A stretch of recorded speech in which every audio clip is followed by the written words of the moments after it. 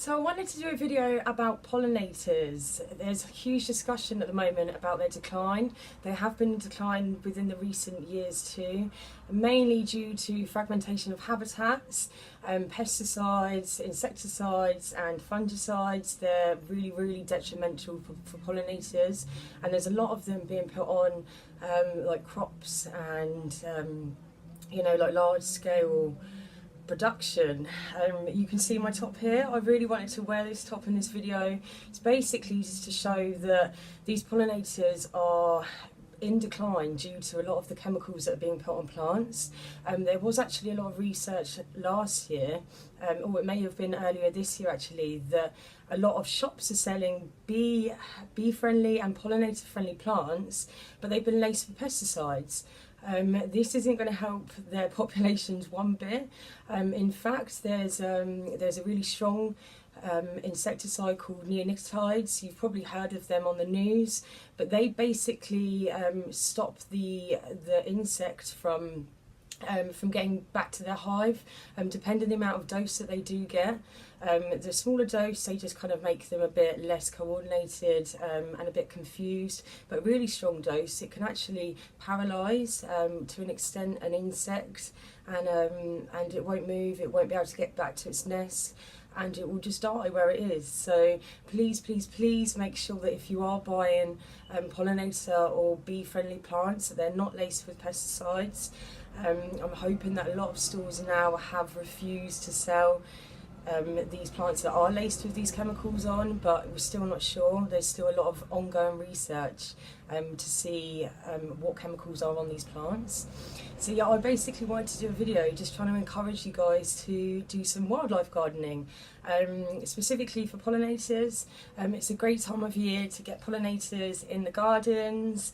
I actually did my dissertation on, so I researched pollinator friendly plants in garden centres. It was quite interesting to see that some of these plants that they advertise aren't so good at attracting pollinators, when there are plants also in garden centres that don't state being good for pollinators. They're actually better. But I have got a small list of plants that you guys can make sure that you get into your gardens, and they will attract these pollinators. Don't be scared of them. A lot of solitary bees look like wasps.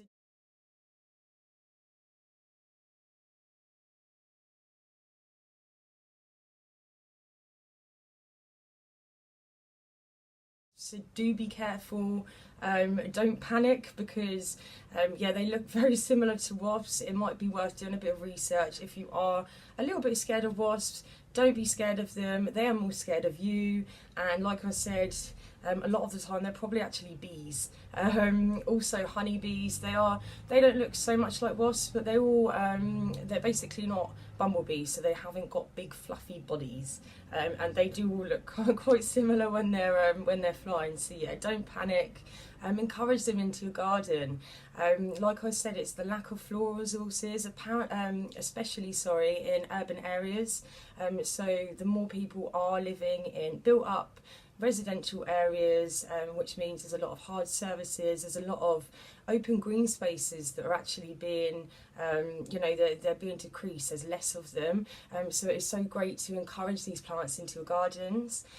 So the best plants that I found are definitely lavender. Try and get an English lavender. Obviously that will encourage native bees. If you go for a French or a Spanish lavender, they're also great. They're very sweet and they do attract pollinators. But do be careful that you're not encouraging non-native species. We don't want there to be competition for our native pollinators. So lavender, sedum is also very good. I have actually seen a bee hotel where I'm doing some work experience at the moment, and they've actually got a sedum wildlife like house. So they've just put the sedum on the top of the roof. It's really great for pollinators. So is hebe. I did my research on a plant called hebe marshmallow. That one was so great at attracting pollinators. Also salvia. My research was on East Friesland, but I know that there is a lot of species of salvia that are great. Definitely to encourage them. Try and discourage kind of multi-petaled flowers, so the simpler the petal. Tulip flowers are fine, but yeah, make sure that they're not as you know, having got too many petals. You want it to be easy available and easily accessible for the pollinator. There are different types of plants that do attract different pollinators. They all have different tongue lengths. So if you want to attract a specific species, do a little bit of research on the kind of flowers that they specifically like.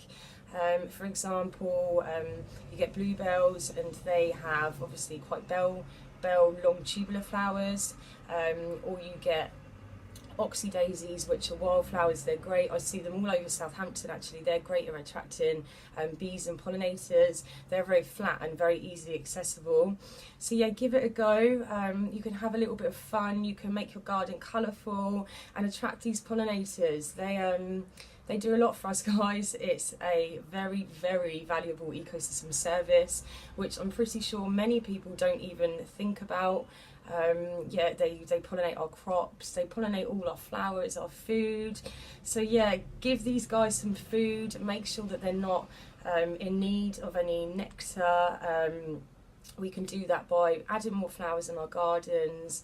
It's such a great kind of it's such a great natural communication between the flowers and the pollinators. The pollinators are going to these flowers primarily to get the nectar, and by getting the nectar, the pollen comes off the flowers, gets stuck on different parts of the body depending what pollinator is. Sometimes it gets stuck to the kind of abdomen, sometimes the you know, anywhere. It's really cool. Really do some research. Some of them look so funny. They end up with kind of big fluffy trousers.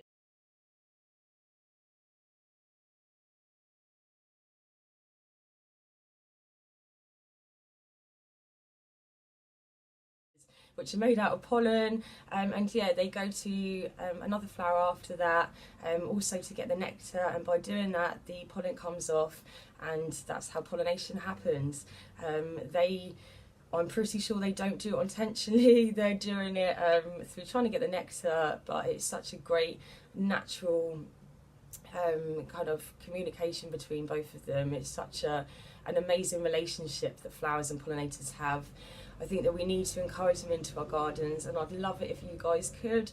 Let me know how you get on, let me know where you plant, like, comment and share. I will be doing a lot more videos on how to encourage wildlife into the gardens, and yeah, I look forward to seeing you guys soon. Take it easy, keep smiling.